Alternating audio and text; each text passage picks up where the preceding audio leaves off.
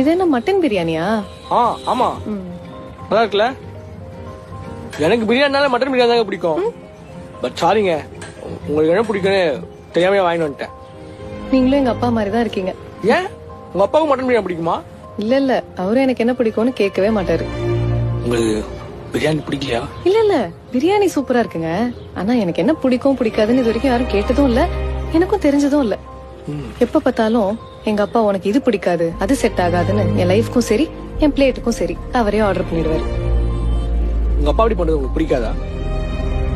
அவர் அப்படி பண்றதுதான் எனக்கு பிடிக்கும்னு அவரே நினைச்சுப்பாரு. அதான் எனக்கு பிடிக்காது.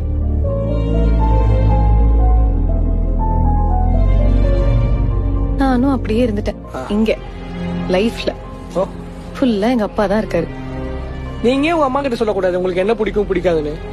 அதுக்கு அவங்க ஒண்ணு சொல்லுவாங்க. ஏய், உனக்கு ஒண்ணும் தெரியாது, நீ அப்பா சொல்றதை கேட்டுட்டு அமைதியா இரு.